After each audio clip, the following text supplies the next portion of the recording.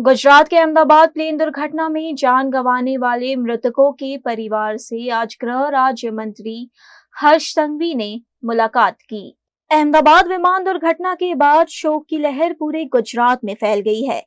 सूरत के कई परिवारों ने इस हादसे में अपनों को खो दिया। इसी बीच गुजरात के गृह राज्य मंत्री हर्ष संघवी ने सूरत पहुंचकर मृतकों के परिजनों से मुलाकात की। सूरत के रामपुरा इलाके में रहने वाले अकिल नाना बावा, हाना नाना बावा और सारा बावा की मौत अहमदाबाद विमान दुर्घटना में हो गई थी। गृह राज्य मंत्री हर्ष संघवी रामपुरा स्थित उनके घर पहुंचे और शोक संतप्त परिवार से मुलाकात कर संवेदना व्यक्त की।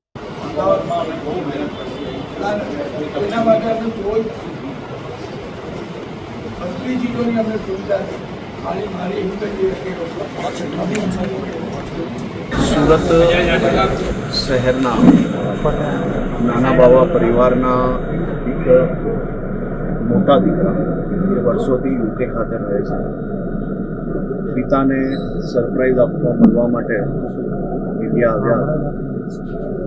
યુકે પરત જતી વખતે અતિ ભયાનક દુઃખદ ઘટનામાં એમને પોતાની જાન ગુમાવી છે। આજે હું મારા સાથી મંત્રી શ્રી સુરેશભાઈ પટેલ અને ભારતીય જનતા પાર્ટી શહેર અધ્યક્ષ શ્રી પરેશભાઈ પટેલ સાથે મળીને તેમના પરિવારજનોને અમે મળવા આવ્યા હતા। वडोदरा शहर के ट्रैफिक विभाग द्वारा भारी वाहनों के खिलाफ सख्त कार्रवाई की गई है। અત્યારે પોલીસ કમિશનર સાહેબની સૂચનાથી ટ્રાફિક પોલીસ શહેરની અંદર જે આવતા રસ્તાઓ પર જે કે ભારદારી વાહનો છે જાહેરનામા મુજબ જે કે પ્રવેશ કરે છે જાહેરનામાનું ઉલ્લંઘન કરીને, તો એ ભારદારી વાહનોની વિરુદ્ધમાં કાર્યવાહી કરવામાં આવે છે। અને આપ જોઈ રહ્યા છો એ પ્રમાણે આજે લગભગ 6 જેટલા વાહનોને ભારદારી વાહનોને ડિટેન કરવામાં આવેલા છે। આ કામગીરી અમે રોજે રોજની કામગીરી કરીએ છીએ, 365 દિવસ કામગીરી કરીએ છીએ। આ જે છે એ અમારા જે કે વિસ્તાર છે પશ્ચિમ વિસ્તાર, સયાજીગંજ છે, આ બાજુ ગોત્રી છે, આ બાજુ છાણી છે, તો આ બાજુથી જે કે ભારે વાહનો પ્રવેશ કરે છે તેના વિરુદ્ધમાં કાર્યવાही કરવામાં આવે છે। आज देश के 4 राज्यों की 5 विधानसभा सीटों पर उपचुनाव के लिए वोटिंग जारी है, जिसके लिए सुबह से ही मतदान प्रक्रिया जारी है। विधानसभा में गुजरात की 2, पंजाब, केरल और पश्चिम बंगाल की एक सीट शामिल है। चुनाव आयोग के अनुसार इन सीटों पर सुबह 7 बजे से शाम 6 बजे तक वोटिंग होगी। उपचुनाव का रिजल्ट 23 जून को आएगा। गुजरात और पंजाब में कांग्रेस, बीजेपी और आम आदमी पार्टी के बीच त्रिकोणीय मुकाबला है। बंगाल में कांग्रेस लेफ्ट साथ मिलकर चुनाव लड़ रही है, वहीं केरल में एक दूसरे के खिलाफ मैदान में है। दोपहर 1 बजे तक केरल की नीलांबुर सीट पर सबसे ज्यादा 46.73% वोटिंग हुई। पंजाब की लुधियाना वेस्ट सीट पर सबसे कम 33.42% मतदान हुआ। बारिश के मौसम में हम सभी को कुछ चटपटा खाने का मन करता है, लेकिन इन सभी चीजों से हमें नुकसान भी काफी पहुंचता है, जिसका पर्दाफाश आज वडोदरा शहर में हुआ। वडोदरा शहर के वारसिया इलाके में आज नगर पालिका की टीम ने पानीपुरी की दुकानों पर अचानक छापेमारी की। स्वास्थ्य और खाद्य विभाग की इस कार्यवाही में कई चौंकाने वाले नजारे सामने आए हैं। मॉनसून की शुरुआत होते ही पानी से जुड़े रोगों के मामले बढ़ने लगते हैं। इसी को ध्यान में रखते हुए वडोदरा महानगर पालिका की स्वास्थ्य और खाद्य विभाग ने वारसिया इलाके में पानीपुरी वालों के खिलाफ जांच अभियान चलाया। कार्यवाही के दौरान कई दुकानों पर गंदगी और लापरवाही देखने को मिली। खासकर इस्तेमाल की जा रही चटनी, उबले हुए आलू और पानी की गुणवत्ता बेहद खराब पाई गई। स्वास्थ्य को खतरा पहुंचाने वाले इन खाद्य पदार्थों को मौके पर ही नष्ट कर दिया गया।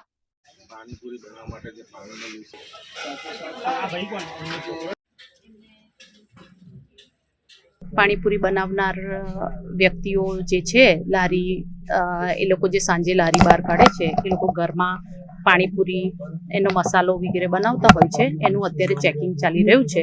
એમાં હાઇજીનિક કન્ડિશનમાં ના હોય કે કલર યુઝ કરતા હોય કાં તો લાઇસન્સ રજિસ્ટ્રેશન વગર ધંધો કરતા હોય એ બધી બાબતે ચેકિંગ હાથ ધરવામાં આવી રહ્યું। અત્યારે લોકો એટલી બધી હાઇજીનિક કન્ડિશનમાં ઘરમાં જ બનાવે છે। આ વિસ્તારમાં ઘરમાં પાણીપુરી બનાવવામાં આવે છે અને ઘરમાં એ લોકો જે પ્રમાણે એ મળે છે એમને સૂચનો આપીએ છે કે એ લોકો સ્વચ્છતા રાખે અને હંમેશા હાઇજીનિક વસ્તુઓ અને આ કોન્ટામિનેશન ના થાય પાણીપુરીના પાણીમાં, એ રીતે પાણી બનાવી અને વેચે. હાલમાં અત્યારે એટલું વરસાદના લીધે એ લોકો એવું કહી રહ્યા છે કે અમે લોકોએ આજના દિવસે એટલું સાંજે કદાચ લારી ના કાઢીએ, એના માટે હાલમાં અત્યારે એટલું રો મટીરિयल છે, પરંતુ બાફેલા બટાકા, ચણા એ બધું મળી આવેલ નથી. गुजरात के वडोदरा में टाउन प्लानिंग समिति की बैठक हुई जिसमें विभिन्न मुद्दों पर चर्चा की गई। वडोदरा नगर निगम की टाउन प्लानिंग समिति की बैठक में आज मांजलपुर इलाके में सरस्वती कॉम्प्लेक्स से अलवाना नाका तक के सड़क विस्तार के प्रस्ताव को मंजूरी दी गई। इस योजना के तहत 15 मीटर चौड़े रोड को 24 मीटर चौड़ा करने की योजना है। हालांकि इस रोड प्रोजेक्ट को लेकर बैठक से पहले और बाद में कई सवाल खड़े किए गए। आरोप लगाए गए कि ये काम बिल्डरों और कुछ राजनीतिक नेताओं को फायदा पहुंचाने के उद्देश्य से लाया गया है। इस विषय में पत्रकारों के सवालों का जवाब देते हुए समिति अध्यक्ष घनश्याम पटेल ने स्पष्ट किया कि ये कार्य पूरी तरह से जनहित में किया जा रहा है और इसका किसी भी व्यक्ति विशेष को लाभ पहुंचाने से कोई संबंध नहीं है। એક કામ હતું ગોરવાની અંદર TP 54નું કામ હતું, જેનાથી મોટાભાગના રસ્તાઓ કે સોસાયટીમાં જવા માટેના તકલીફ પડતી હતી, એટલે TP 54ને મંજૂરી આપી છે કે ભાઈ કમિશનરને સત્તા આપે કે આગળની કાર્યવાહી કરી અને આગળની કાર્યવાહી કરે TP 54 માટે. બીજું એક કામ હતું માંજલપુર સરસ્વતી કોમ્પ્લેક્સથી હલવાનાકા તરફ 15 મીટરના રસ્તાને 24 મીટરનો બનાવવા માટેનો. તમે જોશો તો હલવાનાકાથી GRDC તરફનો રસ્તો પણ 24 મીટરનો હતો જ, અને અહીંયા પણ 24 મીટરના માર્જિનથી જ લોકોને મંજૂરી આપેલી હતી. જે નીચે મકાન કે દુકાનવાળા છે એને ફક્ત ઓટલા જ તૂટશે અને 24 મીટરનો રસ્તો આપણને મળી જાય છે. તો એ 24 મીટરના રસ્તાને પણ અમે મંજૂરી આપી દીધી છે. એવી જ રીતે બીજા 2 કામો સમર્પણ સોસાયટીના હતા કે જે એક આંતરિક રસ્તો હતો એને અમે TP રસ્તા તરીકે માન્યતા આપી દીધી છે, અને બીજો જે TP રસ્તો હતો એને બંધ કરી અને જે 2 પ્લોટ કોર્પોરેશનને મળે છે ત્યાંથી રસ્તો બંધ કરી, આમ મળીને કુલ 4 કામો હતા અને 4 કામો આજની ટાઉન પ્લાનિંગ કમિટી મંજૂર કરે છે. તમે એવું સમજી શકો છો કે વડોદરા મહાનગરપાલિકા છે તો કોઈને કોઈ જગ્યાએ બધી જ TP કરીશું તો એ બિલ્ડરોને જ ફાયદો થવાનો છે કે ભાઈ આ TP કરીશું, પણ ત્યાંના બિલ્ડર જે જગ્યા પર TP નથી ને એને જઈને પૂછો કે TP ના હોવાથી કેટલા ગેરફાયદા છે, TP હોવાના કેટલા ફાયદા છે. આપણે પર્ટિક્યુલર કોઈને પણ આક્ષેપ કરી દઈશું કે આ બિલ્ડરને ફાયદો થશે કે આ બિલ્ડરને ફાયદો થશે, એના કરતાં રહીશોને ફાયદો જરૂરી છે. બિલ્ડરને તો શું ફરક પડે છે, તમે 15 મીટર રાખશો કે 24 મીટર રાખશો, એને તો જે મંજૂરી મળવાપાત્ર છે, જે બાંધકામ મળવાનું છે મળવાનું જ છે.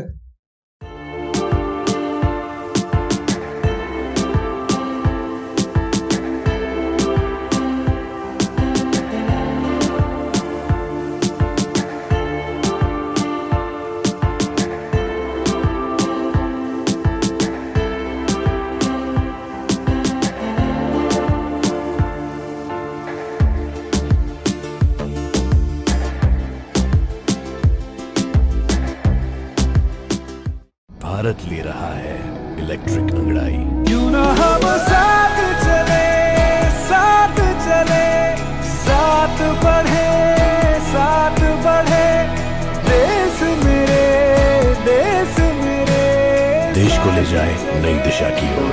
आपका जॉय, भारत का जॉय. વડોદરાના ઘણા વિસ્તારો જેમ કે અકોટા, માંજલપુર, અલકાપુરી, મકરપુરા વગેરે વગેરે વિસ્તારોના લોકો ચિંતામાં છે. આ ચિંતાનું કારણ છે વડોદરાના લોકોમાં વધતી ઈર્ષા. જી હા, અને આ ઈર્ષાનો સ્ત્રોત છે તરસાલી એરિયામાં આવેલ રેઝિડેન્શિયલ પ્રોજેક્ટ દર્શનમ પ્લેસ. ઘણી બધી એમ્યુનિટીઝથી ભરપૂર આ 2 અને 3 BHK પ્રોજેક્ટ બની ગયો છે નવા ઘર શોધવાવાળા લોકો માટે એક અનોખો અવસર.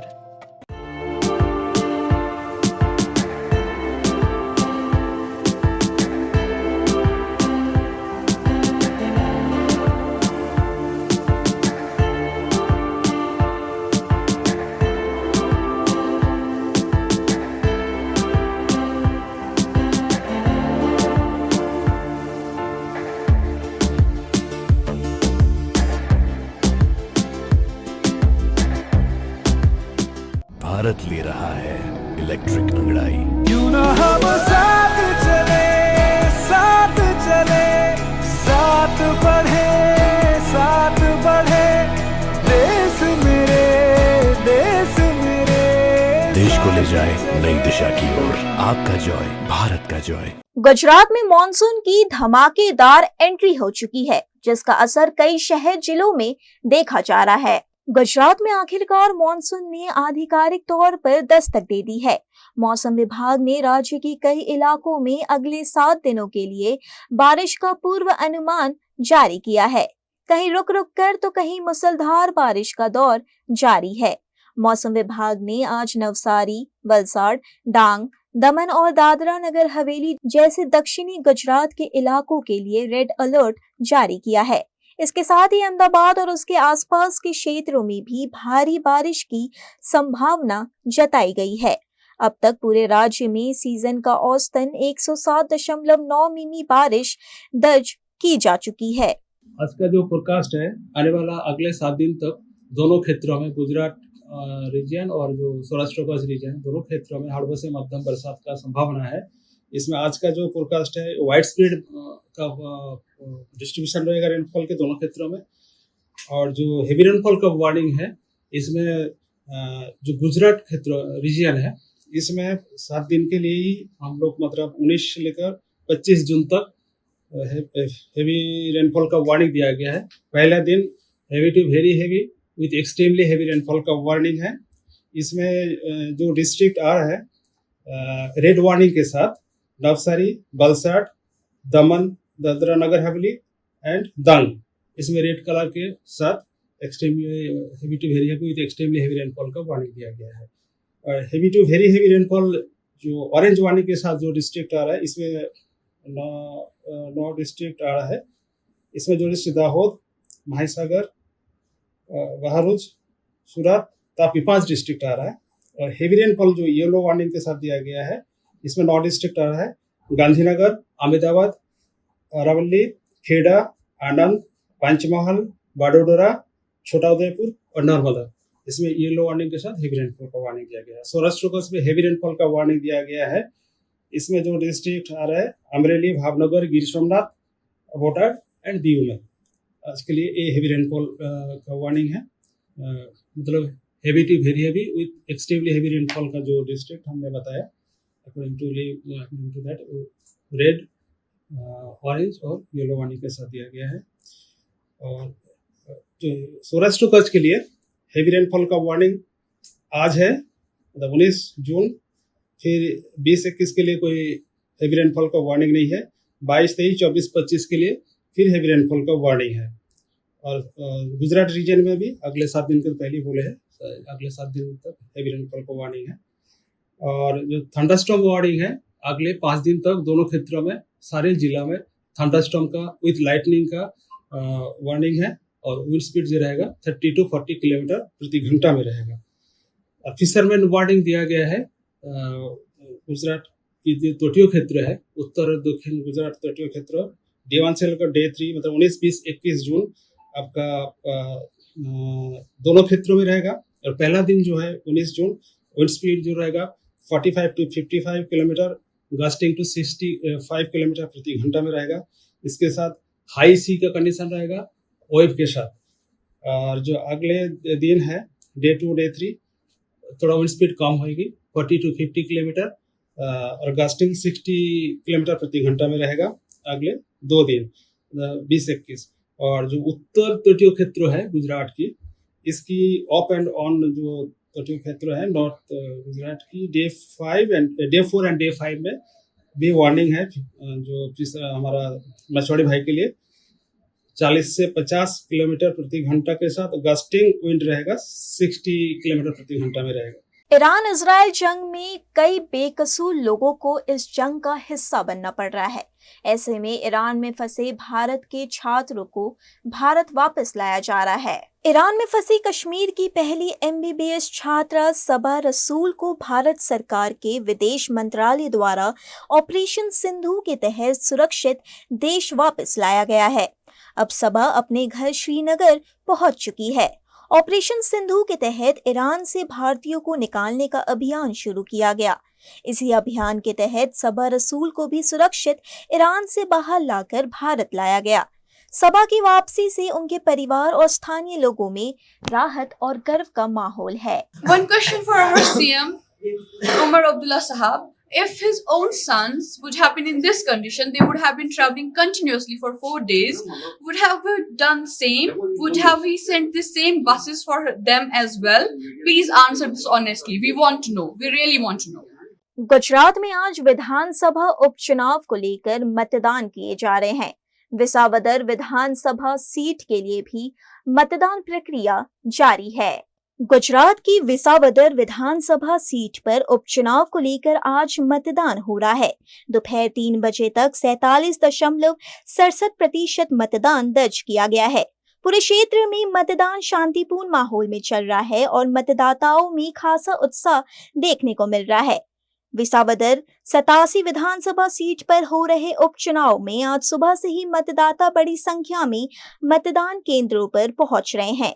दोपहर 1 बजे तक 1,02,486 मतदाताओं ने अपने मत अधिकार का प्रयोग किया था और तब तक 39.25% मतदान दर्ज हुआ था। वहीं 3 बजे तक मतदान का प्रतिशत बढ़कर 47.67% तक पहुंच गया।